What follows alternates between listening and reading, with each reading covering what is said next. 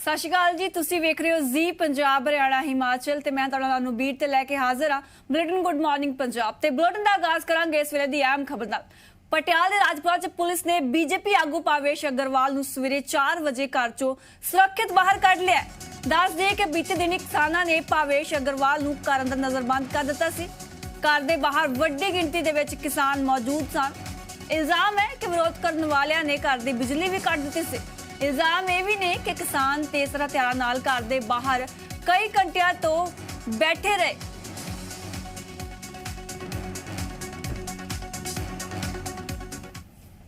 ਝੰਡੇ ਕਿਸਾਨੀ ਦੇ ਨੇ ਪਰ ਹੈ ਉਹ ਕਾਂਗਰਸ ਦੇ ਗੁੰਡੇ। ਤਲਵਾਰਾਂ ਲਹਿਰਾ ਰਹੇ ਨੇ, ਐਸਿਡ ਦੀਆਂ ਬੋਤਲਾਂ ਹੱਥਾਂ 'ਚ ਨੇ, ਇੱਟਾਂ ਹੱਥਾਂ 'ਚ ਨੇ, ਮਾਰਨ ਦੇ ਲਲਕਾਰੇ ਵੱਜ ਰਹੇ ਨੇ। ਔਰ ਐਸਾ ਵਾਤਾਵਰਣ ਤੇ ਪੰਜਾਬ ਨੇ ਆਤੰਕਵਾਦ 'ਚ ਵੀ ਨਹੀਂ ਦੇਖਿਆ। ਸੋ ਇਹ ਕਾਂਗਰਸ ਜਿਸ ਤਰ੍ਹਾਂ ਨਾਲ ਪੰਜਾਬ ਦਾ ਮਾਹੌਲ ਖਰਾਬ ਕਰਨਾ ਚਾਹੁੰਦੀ ਹੈ ਔਰ 4 ਘੰਟੇ ਤੋਂ ਪੁਲਿਸ ਜਿਹੜੀ ਹੈ ਇੱਥੇ ਖੜੀ ਹੈ ਲੇਕਿਨ ਉਹਨਾਂ ਨੂੰ ਕੁਝ ਕਹਿ ਨਹੀਂ ਰਹੀ ਹੈ। ਹੋ ਸਕਦਾ ਹੈ ਮੇਰੀ ਇਹ ਵੀਡੀਓ ਆਉਣ ਤੋਂ ਬਾਅਦ ਸਾਡੇ ਤੇ ਹਮਲਾ ਹੋ ਜਾਏ, ਹੋ ਸਕਦਾ ਅਸੀਂ ਰਹੀਏ ਨਾ ਰਹੀਏ, ਲੇਕਿਨ ਮੈਂ ਕੈਪਟਨ ਅਮਰਿੰਦਰ ਨੂੰ ਔਰ ਪੁਲਿਸ ਨੂੰ ਇਹ ਕਹਿਣਾ ਚਾਹੁੰਦਾ ਹੈ ਕਿ ਇਸ ਤਰ੍ਹਾਂ ਦੀ ਮੌਬ ਦਿਖਾ ਕੇ, ਇਸ ਤਰ੍ਹਾਂ ਦਾ ਡਰ ਦਿਖਾ ਕੇ ਤੁਸੀਂ ਸਾਨੂੰ ਰੋਕ ਨਹੀਂ ਸਕਦੇ। ਤੇ ਹੁਣ ਤੁਹਾਨੂੰ ਦੋ ਤਸਵੀਰਾਂ ਦਿਖਾਉਣ ਜਾ ਰਿਹਾ ਜਿੱਥੇ ਇੱਕ ਪਾਸੇ ਬੀਜੇਪੀ ਆਗੂ ਭਾਵੇਸ਼ ਅਗਰਵਾਲ ਨੂੰ ਰੋਟੀ ਦੇਣ ਜਾ ਰਹੇ ਸ਼ਖਸ ਦਾ ਕਿਸਾਨਾਂ ਦੇ ਵੱਲੋਂ ਵਿਰੋਧ ਕੀਤਾ ਗਿਆ ਤੇ ਦੂਸਰੀ ਤਸਵੀਰ ਪੁਲਿਸ ਦੇ ਵੱਲੋਂ ਭਾਵੇਸ਼ ਅਗਰਵਾਲ ਨੂੰ ਸਵੇਰੇ 4 ਵਜੇ ਘਰੋਂ ਸੁਰੱਖਿਅਤ ਬਾਹਰ ਕੱਢ ਲਿਆ ਗਿਆ। ਤੁਹਾਨੂੰ ਦੱਸ ਦਈਏ ਕਿ ਬੀਤੇ ਕੱਲ ਕਿਸਾਨਾਂ ਦੇ ਵੱਲੋਂ ਬੀਜੇਪੀ ਆਗੂ ਦਾ ਵਿਰੋਧ ਕੀਤਾ ਗਿਆ, ਉਹਨਾਂ ਨੂੰ ਘਰ ਦੇ ਵਿੱਚ ਨਜ਼ਰਬੰਦ ਕੀਤਾ ਗਿਆ ਤੇ ਅੱਜ ਤੜਕੇ ਸਵੇਰੇ 4 ਵਜੇ ਪੁਲਿਸ ਦੇ ਵੱਲੋਂ ਭਾਵੇਸ਼ ਅਗਰਵਾਲ ਨੂੰ ਸੁਰੱਖਿਅਤ ਬਾਹਰ ਕੱਢ ਲਿਆ ਗਿਆ।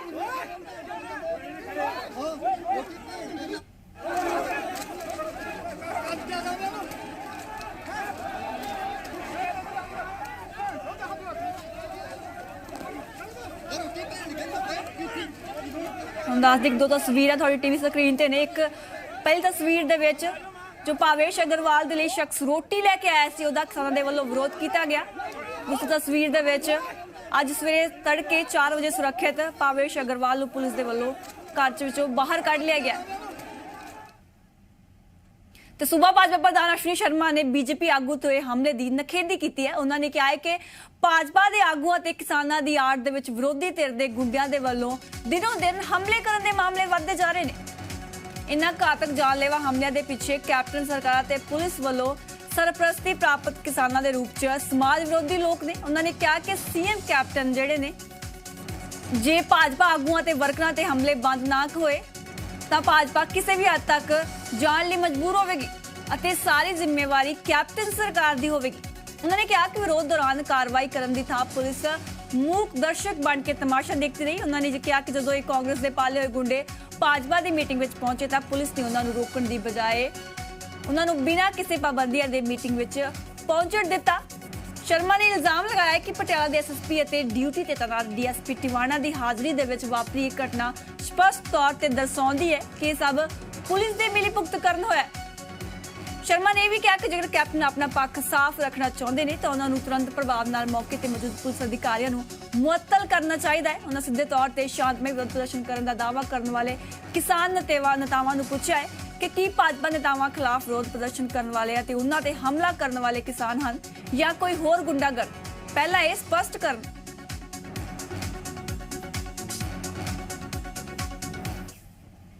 ऐसा है कि पंजाब के अंदर कानून का राज बिल्कुल समाप्त हो चुका है। किसी भी सभ्य समाज के अंदर, सभ्य सोसाइटी के अंदर, लोकतांत्रिक देश के अंदर अपनी गल कहन दे अधिकार तो, अपने कार्यक्रम करन दे अधिकार तो रोकया नहीं जा सकता। लेकिन कैप्टन की ये सरकार और जिस प्रकार का आचरण पुलिस का है, डीजीपी उस जिम्मेवारी तो बच नहीं सकते। ये हिंसा जिहड़ी अज उत्थे होई है, साडे कार्यकर्ता नूं कार्यक्रम खराब किया गया और कार्यक्रम पुलिस द्वारा बंद करवाया गया कि जल्दी करो जी जल्दी करो। बाद च साडे 2 नेतावां दे नाल मारपीट की घटना जिहड़ी घटी है, हिंसा जिहड़ी हुई है, ये सरकार प्रयोजित है। ਤੇ ਉਧਰ ਇਸ ਪੂਰੇ ਮਸਲੇ ਦੀ ਬੀਜੇਪੀ ਦੇ ਕੌਮੀ ਜਨਰਲ ਸਕੱਤਰ ਤਰੁਣ ਚੁੱਗ ਤੇ ਪੰਜਾਬ ਭਾਜਪਾ ਦੇ ਜਨਰਲ ਸਕੱਤਰ ਜੀਵਨ ਗੁਪਤਾ ਨੇ ਨਖੇਦੀ ਕੀਤੀ ਹੈ। सीपीआई सीपीएम कांग्रेस और आम आदमी पार्टी ਦੇ ਵਰਕਰਾਂ ਵੱਲੋਂ ਕਿਸਾਨਾਂ ਦਾ ਭੇਸ਼ ਪਾ ਕੇ ਹਮਲਾ ਕੀਤਾ ਗਿਆ, ਇਹ ਲੋਕਤੰਤਰ ਦਾ ਕਤਲ ਕੀਤਾ ਜਾ ਰਿਹਾ। ਪੰਜਾਬ ਦੇ ਅੰਦਰ ਭਾਰਤੀ ਜਨਤਾ ਪਾਰਟੀ ਦੀਆਂ ਮੀਟਿੰਗਾਂ ਨੂੰ ਰੋਕਣ ਦੀ ਕੋਸ਼ਿਸ਼ ਕੀਤੀ ਜਾ ਰਹੀ। ਅੱਜ ਦੀ ਵੀ ਜਿਹੜੀ ਕੋਸ਼ਿਸ਼ ਹੈ ਨਿੰਦਨਯੋਗ ਹੈ। ਉਸ ਤੋਂ ਜ਼ਿਆਦਾ ਨਿੰਦਨ ਹੈ ਕਿ ਪੰਜਾਬ ਦੀ ਕੈਪਟਨ ਅਮਰਿੰਦਰ ਸਿੰਘ ਦੀ ਸਰਕਾਰ ਔਰ ਪੁਲਿਸ ਮੂਕ ਦਰਸ਼ਕ ਬਣੀ ਹੈ। ਔਰ ਮੈਨੂੰ ਬੜੇ ਦੁੱਖ ਨਾਲ ਕਹਿਣਾ ਪੈ ਰਿਹਾ ਕਿ ਅੱਜ ਰਾਜਪੁਰਾ ਦੇ ਵਿੱਚ ਜਦੋਂ ਸਾਡੀ ਪਾਰਟੀ ਦਾ ਜਿਹੜਾ ਦਿਹਾਤੀ ਦਾ ਯੂਨਿਟ ਹੈ ਉਹ ਇੱਕ ਮੀਟਿੰਗ ਕਰ ਰਿਹਾ ਸੀਗਾ ਤੇ ਉੱਥੇ ਜਿਹੜਾ ਪੁਲਿਸ ਦੇ ਲੋਕ ਲੱਗੇ ਹੋਏ ਸੀ ਉਹਨਾਂ ਨੇ ਪ੍ਰਯੋਜਿਤ ਤਰੀਕੇ ਦੇ ਨਾਲ ਕਿਸਾਨਾਂ ਦੇ ਰੂਪ ਜਿਹੜੇ ਗੁੰਡੇ ਉੱਥੇ ਆਏ ਸੀਗੇ ਉਹਨਾਂ ਨੂੰ ਅੰਦਰ ਆਉਣ ਦਿੱਤਾ। ਔਰ ਉਸ ਤੋਂ ਬਾਅਦ ਜਿਸ ਢੰਗ ਦੇ ਨਾਲ ਉੱਥੇ ਸਾਡੇ ਭਾਰਤੀ ਜਨਤਾ ਪਾਰਟੀ ਪਟਿਆਲਾ ਦੇ ਦਿਹਾਤੀ ਦੇ ਪ੍ਰਭਾਰੀ ਨੇ ਭੁਪੇਸ਼ ਅਗਰਵਾਲ ਜੀ ਔਰ ਦਿਹਾਤੀ ਦੇ ਜਿਹੜੇ ਪ੍ਰਧਾਨ ਨੇ ਵਿਕਾਸ ਸ਼ਰਮਾ ਜੀ, ਉਹਨਾਂ ਦੇ ਨਾਲ ਜਿਸ ਢੰਗ ਦਾ ਵਿਵਹਾਰ ਕੀਤਾ ਹੈ, ਉਹਨਾਂ ਨਾਲ ਕੁੱਟਮਾਰ ਕੀਤੀ ਗਈ ਹੈ, ਉਹ ਬੜੀ ਹੀ ਨਿੰਦਣਯੋਗ ਘਟਨਾ ਹੈਗੀ ਹੈ।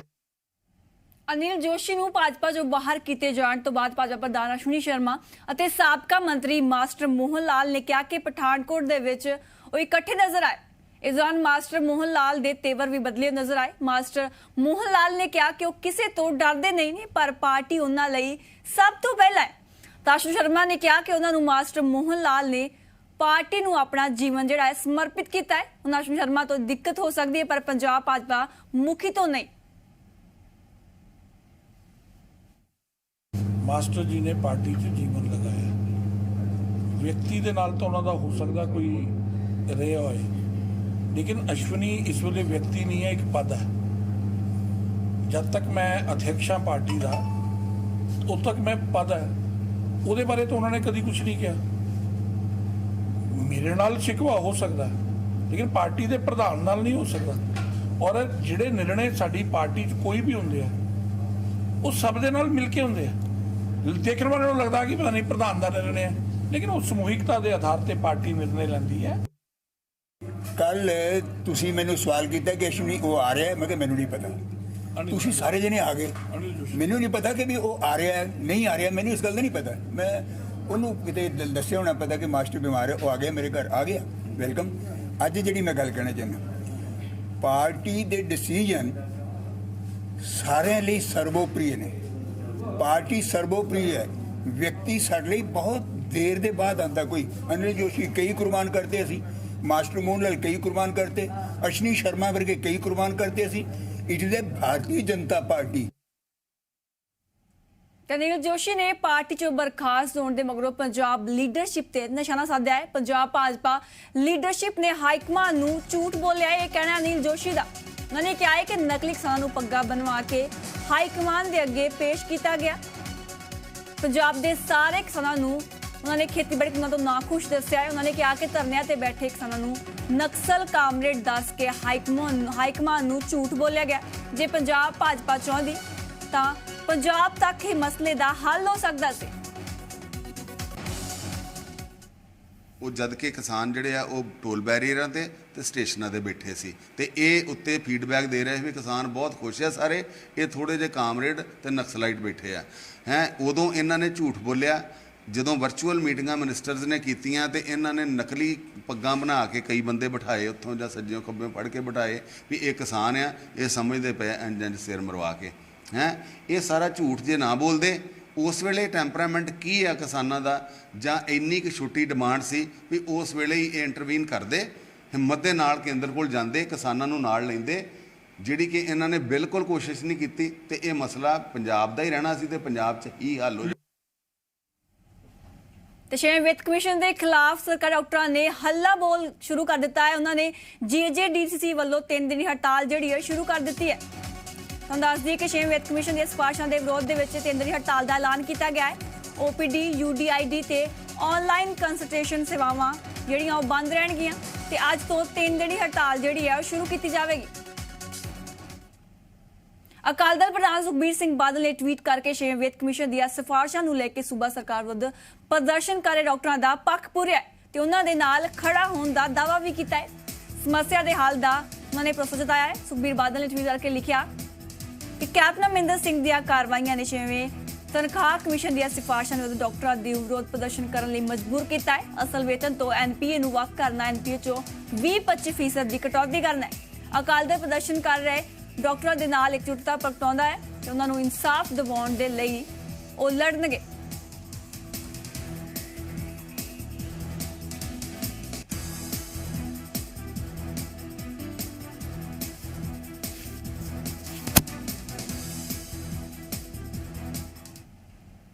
ਤੇ ਪੰਜਾਬ ਵਾਸੀਆਂ ਲਈ ਇੱਕ ਰਾਹਤ ਭਰੀ ਖਬਰ ਸਾਹਮਣੇ ਆਈ। ਦਰਅਸਲ ਹੁਣ ਪੰਜਾਬ ਦੇ ਵਿੱਚ ਵੀਕਐਂਡ ਲਾਕਡਾਊਨ ਤੇ ਨਾਈਟ ਕਰਫਿਊ ਖਤਮ ਕਰ ਦਿੱਤਾ ਗਿਆ।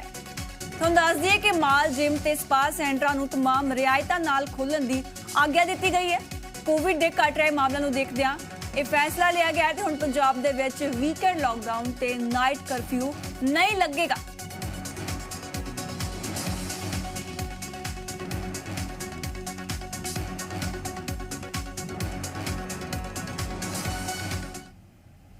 ਤੇ ਗੱਲ ਕਰਾਂਗੇ ਸਿਰਸਾ, ਜਿੱਥੇ ਕਿ ਹਰਿਆਣਾ ਦੇ ਡਿਪਟੀ ਸਪੀਕਰ ਰਣਬੀਰ ਸਿੰਘ ਗੰਗਵਾ ਦੀ ਗੱਡੀ ਤੇ ਹਮਲਾ ਕਰਨ ਦਾ ਮਾਮਲਾ ਸਾਹਮਣੇ ਆਇਆ। ਹਮਲੇ ਦੇ ਵਿੱਚ ਰਣਬੀਰ ਗੰਗਵਾ ਦੀ ਗੱਡੀ ਦੇ ਸ਼ੀਸ਼ੇ ਵੀ ਟੁੱਟ ਗਏ। ਕਿਸਾਨਾਂ ਨੇ ਸਿਰਸਾ ਦੀ ਦੇਵੀਲਾ ਯੂਨੀਵਰਸਿਟੀ ਤੋਂ ਬਾਹਰ ਨਿਕਲਦੇ ਵੇਲੇ ਇਹ ਹਮਲਾ ਕੀਤਾ। ਇਸ ਦੌਰਾਨ ਪੁਲਿਸ ਨੇ ਕਿਸਾਨਾਂ ਨੂੰ ਖਦੇੜਨ ਦੀ ਕੋਸ਼ਿਸ਼ ਕੀਤੀ ਤਾਂ ਕਿਸਾਨਾਂ ਨੇ ਪਥਰਾਅ ਸ਼ੁਰੂ ਕਰ ਦਿੱਤਾ। ਹਾਲਾਂਕਿ ਪੁਲਿਸ ਨੇ ਡਿਪਟੀ ਸਪੀਕਰ ਨੂੰ ਉੱਥੋਂ ਸੁਰੱਖਿਅਤ ਬਾਹਰ ਕੱਢਿਆ। ਪੁਲਿਸ ਨੇ ਇਸ ਮਾਮਲੇ ਦੇ ਵਿੱਚ ਕਈ ਕਿਸਾਨਾਂ ਨੂੰ ਹਿਰਾਸਤ ਦੇ ਵਿੱਚ ਵੀ ਲਿਆ।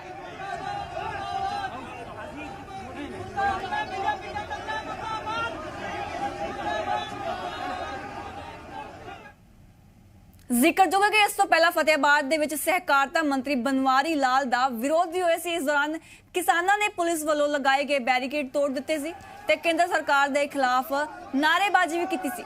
ਦੋ ਤਸਵੀਰਾਂ ਤੁਹਾਡੀ ਟੀਵੀ ਸਕਰੀਨ ਤੇ, ਇੱਕ ਪਾਸੇ ਸਿਰਸਾ, ਦੂਜੇ ਪਾਸੇ ਫਤਿਆਬਾਦ ਦੇ ਵਿੱਚ ਇੱਥੇ ਕਿਸਾਨਾਂ ਦੇ ਵੱਲੋਂ ਲਗਾਤਾਰ ਬੀਜੇਪੀ ਆਗੂਆਂ ਤੇ ਵਰਕਰਾਂ ਦਾ ਵਿਰੋਧ ਕੀਤਾ ਜਾ ਰਿਹਾ ਹੈ।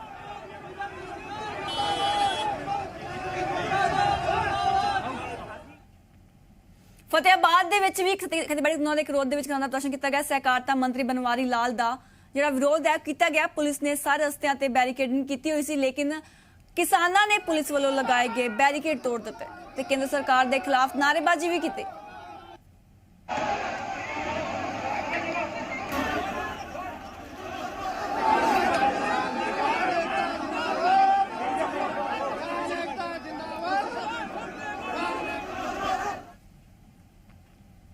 ਸੁਲਤਾਨਪੁਰ ਤੋਂ ਕਾਂਗਰਸ ਦੇ ਵਿਧਾਇਕ ਨਵਤੇਜ ਚੀਮਾ ਨੇ ਪੰਜਾਬ ਦੇ ਵਿੱਚ ਬਿਜਲੀ ਦੇ ਹਾਹਾਕਾਰ ਨੂੰ ਲੈ ਕੇ ਕੇਂਦਰ ਤੇ ਨਿਸ਼ਾਨਾ ਸਾਧਿਆ। ਉਹਨਾਂ ਨੇ ਕਿਹਾ ਹੈ ਕਿ ਕੇਂਦਰੀ ਮੰਤਰੀ ਇਸ ਵੇਲੇ ਸੂਬੇ 'ਚ ਬਿਜਲੀ ਸੰਕਟ ਤੇ ਟਿੱਪਣੀ ਕਰ ਰਹੇ ਨੇ, ਨਾ ਕੋਈ ਮਦਦ ਕਰ ਰਹੇ ਨੇ।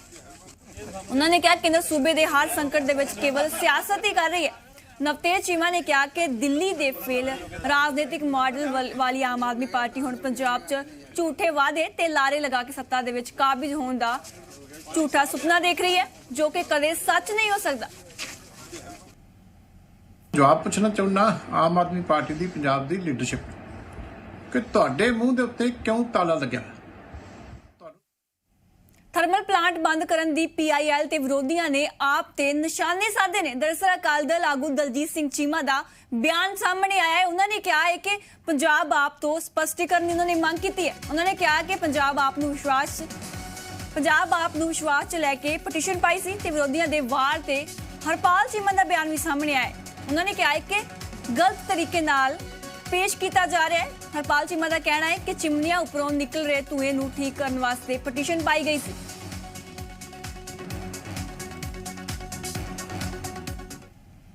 ਜਿਹੜੀ ਉਹ ਪਟੀਸ਼ਨ ਸੀ, ਉਹ ਪਟੀਸ਼ਨ ਕੀ ਆ? ਬੜਾ ਗੁੰਮਰਾਹ ਕੀਤਾ ਜਾ ਰਿਹਾ। ਨਵਜੋਤ ਸਿੰਘ ਸਿੱਧੂ ਵੀ ਗੁੰਮਰਾਹ ਕਰ ਰਿਹਾ ਹੈਗਾ, ਬੀਜੇਪੀ ਵਾਲੇ ਵੀ ਗੁੰਮਰਾਹ ਕਰ ਰਹੇ ਨੇ ਪੰਜਾਬ ਦੇ ਲੋਕਾਂ ਨੂੰ। ਉਹ ਜਿਹੜੇ ਥਰਮਲ ਪਲਾਂਟ ਦੇ ਉੱਪਰ ਜਿਹੜੀ ਨਵੀਂ ਟੈਕਨੋਲੋਜੀ ਦੇ ਅਧੀਨ ਦੇ ਜਿਹੜਾ ਧੂਆਂ ਨਿਕਲਦਾਗਾ ਉਹਨੂੰ ਕਿਵੇਂ ਠੀਕ ਕਰਨਾਗਾ, ਸਾਡੀ ਉਹ NGT ਦਾ ਆਰਡਰ ਸੀਗਾ, ਉਸ ਆਰਡਰ ਨੂੰ ਲਾਗੂ ਕਰਾਉਣ ਲਈ ਪਟੀਸ਼ਨ ਪਾਈ ਸੀਗੀ ਕਿ ਸਾਨੂੰ ਉਹ ਜਿਹੜੇ ਚਿਮਨੀਆਂ ਹੁੰਦੀਆਂ ਨੇ, ਚਿਮਨੀਆਂ ਦੇ ਉੱਤੇ ਤੁਸੀਂ ਉਹ ਇਕਵਿਪਮੈਂਟ ਲਾਓ, ਉਹ ਜਿਹੜੀ ਬਣਦੀ ਮਸ਼ੀਨਰੀ ਆ ਲਾਓ, ਤਾਂ ਕਿ ਜਿਹੜਾ ਧੂਆਂ ਲੋਕਾਂ ਦੀ ਸਿਹਤ ਤੇ ਅਸਰ ਨਾ ਕਰੇ। ਦਿੱਲੀ ਜਲ ਬੋਰਡ ਦੇ ਵਾਈਸ ਚੇਅਰਮੈਨ ਰਾਘਵ ਚੱਡਾ ਨੇ ਹਰਿਆਣਾ ਸਰਕਾਰ ਤੇ ਦਿੱਲੀ ਦਾ ਪਾਣੀ ਰੋਕਣ ਦਾ ਇਲਜ਼ਾਮ ਲਗਾਇਆ। ਰਾਘਵ ਚੱਡਾ ਨੇ ਹਰਿਆਣਾ ਸਰਕਾਰ ਤੇ ਸੁਪਰੀਮ ਕੋਰਟ ਦੇ ਹੁਕਮਾਂ ਦੀ ਉਲੰਘਣਾ ਕਰਨ ਦੇ ਇਲਜ਼ਾਮ ਵੀ ਲਗਾਏ ਨੇ। ਉਹਨਾਂ ਨੇ ਕਿਹਾ ਕਿ ਹਰਿਆਣਾ ਸਰਕਾਰ ਨੇ ਦਿੱਲੀ ਦਾ ਹੱਕ ਮਾਰਿਆ। ਦਿੱਲੀ ਜਲ ਬੋਰਡ ਦੇ ਵਾਈਸ ਚੇਅਰਮੈਨ ਦਾ ਦਾਅਵਾ ਹੈ ਕਿ ਇਸ ਕਾਰਨ ਸੈਂਟਰਲ ਦਿੱਲੀ ਤੇ ਵੈਸਟ ਦਿੱਲੀ ਦੇ ਇਲਾਕੇ ਪ੍ਰਭਾਵਿਤ ਹੋ ਰਹੇ ਨੇ। ਰਾਘਵ ਚੱਡਾ ਨੇ ਕਿਹਾ ਕਿ ਇਸ ਖਿਲਾਫ ਛੇਤੀ ਸੁਪਰੀਮ ਕੋਰਟ ਦੇ ਵਿੱਚ ਪਟੀਸ਼ਨ ਦਾਇਰ ਕੀਤੀ ਜਾਵੇਗੀ। हरियाणा सरकार ने दिल्ली के हक का पानी रोक लिया है और वो दिल्ली की ओर नहीं आने दिया जा रहा है, जिसके चलते दिल्ली में यमुना नदी के माध्यम से जो पानी आता है उसका स्तर घट गया है। वजीराबाद पौंड पे यमुना नदी का स्तर, उसकी हाइट 674.5 फीट होना चाहिए और मुझे बताते हुए दुख है, पीड़ा है कि ये 674.5 फीट घट के आज 667 फीट आ गया, यानी कि नदी पूरी तरीके से सूख गई। दिल्ली जल बोर्ड ने इस परेशानी के चलते एक बहुत महत्वपूर्ण फैसला लिया है, सुप्रीम कोर्ट का दरवाजा खटखटाएगा। तो दिल्ली जल बोर्ड के वाइस चेयरमैन के इल्जामों का जवाब हरियाणा सीएम के प्रिंसीपल मीडिया सलाहकार विनोद मेहता ने दिता है। उन्होंने ट्वीट करके लिखा है कि दिल्ली की आप सरकार ते उस च शामिल लोगों को शिकायत करने की आदत है। बीते 7 सालों च अजिहा कोई भी दिन होवे जिस दिन दिल्ली नूं निर्धारित किए पानी के कोटे तो एक भी लोटा पानी घट मिलिया होवे तां दसो। हरियाणा को हमेशा वध पानी देने का रिकॉर्ड जरूर है पर घट दा नहीं।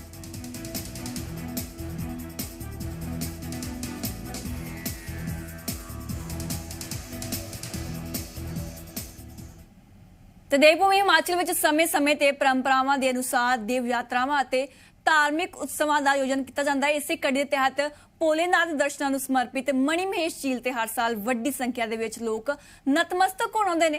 कहा जाता है कि चंबा जनपद के भरमौर जनजाति खेत्र तो 13,000 किलोमीटर दूर हडसर तो करीब 14,000 की ऊंचाई ते स्थित मणि महेश की झील की खोज सब तो पहला बाबा चरपट नाथ ने की सी। इसे मणि महेश की यात्रा नूं जी मीडिया ने कवर किया है। इस बारे देखो साडी एक खास रिपोर्ट।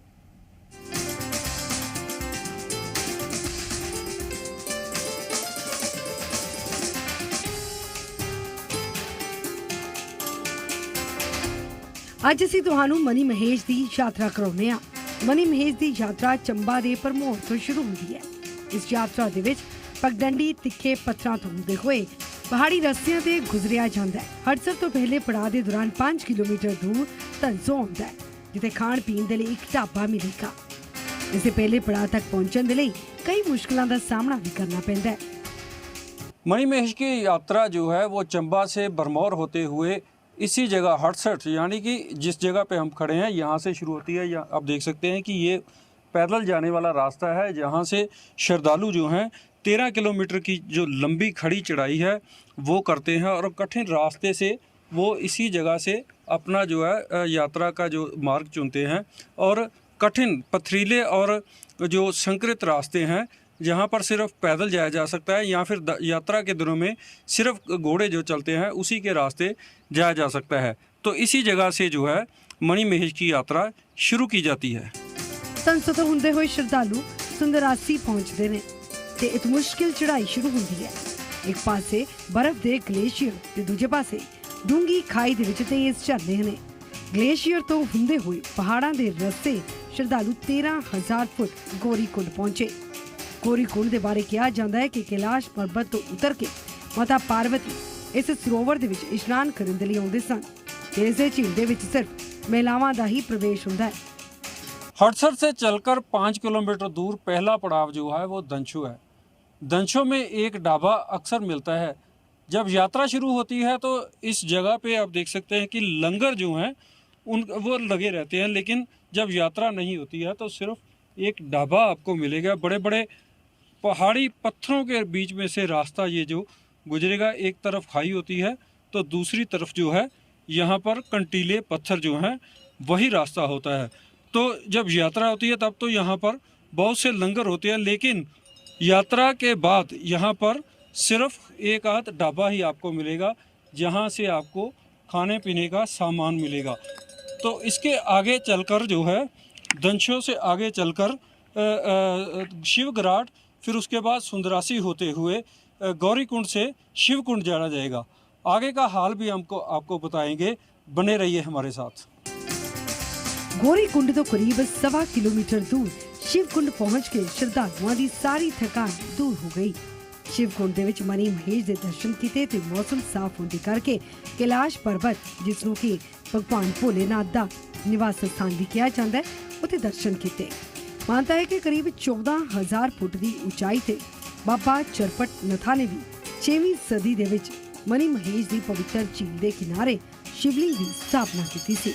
ਦੱਸਿਆ ਜਾ ਰਿਹਾ ਹੈ ਕਿ ਇਹ ਸ਼ਿਵਲਿੰਗ ਭਰਮੌਰ ਰਿਆਸਤ ਦੇ ਤਤਕਾਲੀਨ ਰਾਜਾ ਮੇਰੂ ਵਰਮਨ ਨੂੰ ਰਾਜਸਥਾਨ ਰਿਆਸਤ ਦੇ ਇੱਕ ਰਾਜੇ ਨੇ ਭੇਟ ਕੀਤਾ ਸੀ।